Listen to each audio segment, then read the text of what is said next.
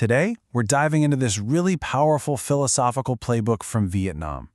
It's a guide for navigating one of the hardest parts of life. Other people. I mean, who hasn't, right? You know that feeling. Someone treats you unfairly, or a situation just feels impossible, and you're stuck, not knowing how to react. Well, this philosophy we're digging into today, it gives you a clear strategy for exactly that moment. All right, so how do you actually handle those situations? Well, this philosophy says it all comes down to understanding one core, really powerful idea. Okay, so the term is đối nhân xử thế, and it's so much more than just, being nice. It's really the art of conduct. Think of it like this. It's a playbook for how you choose to respond, turning a gut reaction into a smart, deliberate action. But why? What's the whole point of this? The goal is actually pretty profound. It's all about using wisdom, not just to get by, but to actually resolve all that built-up resentment and make your relationships better. So it's not about winning an argument. It's about ending the conflict itself. Okay, that sounds amazing in theory, right? But how do you actually do it?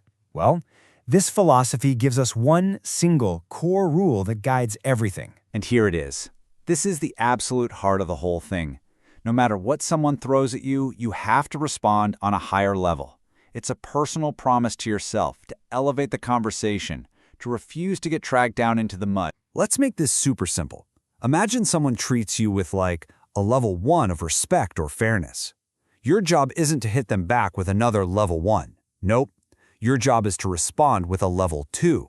You're not just matching their energy, you're consciously and strategically rising above it. Now this takes a complete shift in how you think, and this quote just nails it.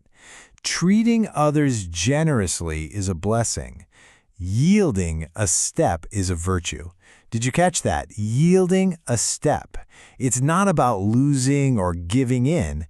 It's actually framed as the virtuous and, honestly, the more powerful move. Okay, but let's be real for a second. Responding with a 2 when someone just gave you a 1, that's tough. That's really hard. It takes more than just gritting your teeth. So what's the secret? What's the internal foundation you need to actually make this happen? The key is your anchor. In those tough moments, your anchor can't be emotion or your ego, and definitely not your first impulse. It has to be wisdom or twi. Every single thing you do, every response, has to pass through that filter of wisdom first. And this isn't some fuzzy, abstract idea of wisdom. It's built on real, solid anchors for your actions. Just think about it for a second. Without calmness, you're just going to react on impulse and give them that 1 right back. Without courage, you'll just take the easy way out, not the right way. So these things, integrity, humility, and not having any bias, they're not just nice-to-haves. They're the actual tools that make acting with wisdom possible. The cool thing is, you don't have to figure this all out alone. The philosophy is super clear on this. It's contagious. Befriend the wise, you learn wisdom. Play with a fool, you become a fool.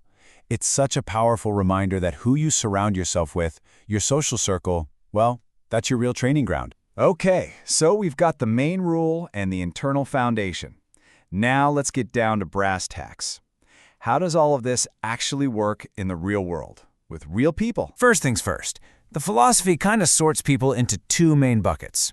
You've got the noble person, who acts from a place of wisdom and has clear principles, and then you have the petty person, who's just driven by greed, emotion, and whatever they feel in the moment. Just being able to spot who you're dealing with, that's step 1 of the whole strategy. And this leads to a super direct 3-part playbook. It's pretty clear-cut. Number 1, the petty person. The one acting on impulse, just avoid them. Seriously. Don't even engage. It's a waste of your energy. Number 2, the lesser person. Someone you might just be a bit lost or misguided. You offer help 3 times. That's your act of compassion. But, and this is key, if they don't change after that, you have to disengage. You got to protect your own peace. And finally, number 3, the talented or noble person. Be mindful, because you can bet they're judging you by these exact same rules. So that brings us to the big question behind this whole philosophy. After you do all this work, after all this effort, what's the end game? What are we even aiming for? And this right here is a huge mental shift. I mean, we're so often taught to win the interaction, right? to be right, to get the last word in. This philosophy says, nope, that is totally the wrong goal. The real objective is for you to be the person who stops the cycle.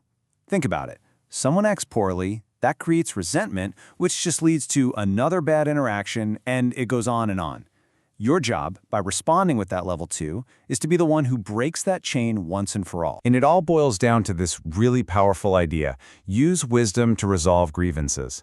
The goal is reconciliation, not creating more enemies. The whole point is to find peace. It's about turning people who could be enemies into, at the very least, neutral parties. You're not there to win a battle, you're there to end the war. So, that's the playbook. It's a challenge for sure. It's about rising above that first gut reaction and choosing to act with real intention. And it leaves us with a really potent question. The next time someone hits you with a 1, how are you going to respond? Are you going to keep that cycle of resentment going, or are you going to be the one to finally end it?